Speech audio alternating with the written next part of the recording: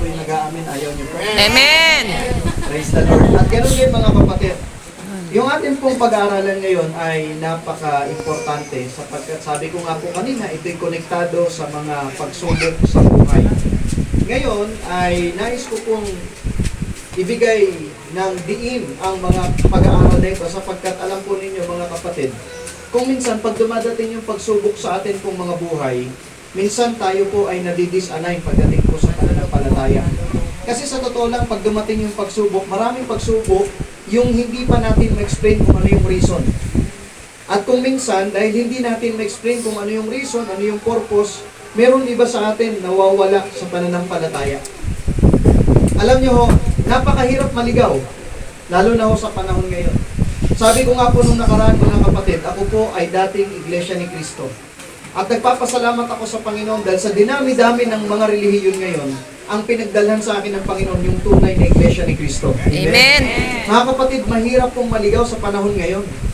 Kaya ako po'y naniniwala na napaka-bless ng ibang mga nasa ibang churches at napakamalas ng Adventist. Alam niyo kung bakit? Kasi kapag tayo'y lumabas, wala na tayong pupuntahang totoo, kundi ito lang.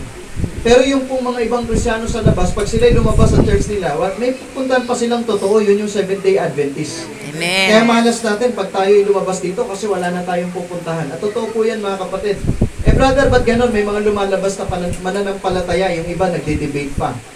Mga kapatid, kapag dumating yung point na natuto na pagdating sa pagbabasa ng Biblia, pag-explain dito, at natuto kang maging mayabang, at natuto kang maging matampuhin, mga kapatid, hindi ka magtatagal sa loob ng iglesia. Kasi sa loob ng iglesia, mga kapatid, maraming chances ang kaaway na tayo ay pagtampuhin.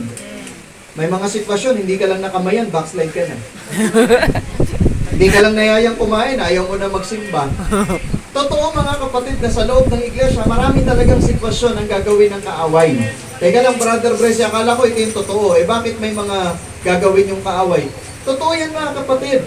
Kasi bakit pa magpapagod si Satan sa ibang relihiyon kung kay Satan na yun? Ang pagpapaguran niya, yung iglesia na hindi sa kanya. Amen. Kaya hindi nakapagtataka na sa bayan ng Diyos marami tayong may kitang may pagsubok. Sa loob ng iglesia, mayroon tayong may kitang may nagtatalo-talo. May mga nag-aaway-away, may nagsusungitan, may nagkakatampuhan kasi nga overtime si Satan sa loob ng iglesia. May mga injustices, it's because overtime si Satan sa loob ng iglesia. But the good thing is that mga kapatid, in the midst of that pagsubok, that challenges mga kapatid, pinifilter out ng Panginoon kung sino talaga yun sa Kanya. According sa writings na Ellen White, kung sino yun sa Kanya, mananatili. Kaya praise the Lord, kung tayo po'y sinusubok at nananatili tayong sumasamba sa Diyos, praise the Lord. Yan yung nagpapatunay na totoong tayo'y sa Kanya. Mahirap maligaw sa panahon ngayon mga kapatid. Alam niyo po ba, ako po'y na-invite sa lugar po ng Bicol. Kasi po may mga kausap kaming offshoots. And during that time kasi, nasa employment pa ako. So late na akong dumating. Sakay ako ng gabi ng Friday. Pagdating ng morning, ng Sabat, doon pa lang ako nakarating mga kapatid. Pero pagbaba ko ng bus, medyo naligaw pa ako. Tapos nagtanong ako, sabi ko, saan po yung lugar na to? Sabi niya, malapit lang yan. Mga kapatid, yung malapit na yun, nung tinuro sa akin, nilakad ko, halos lampas na 1 oras. Pagdating ko doon sa church, sabi nung kapatid, Brother Blessing, pawis na pawis ka, naglakad ka? Sabi sa akin, sabi po kasi sa akin, malapit lang to Ay, tina-tricycle to. Yun pala, mga kapatid, pagdating doon, na-realize ko, yung turo kasi nakaganon, isang bundok. Kaya pala matagal. Tapos nung pinasok yung lugar nila, Barangay Tinago, Ligaw City.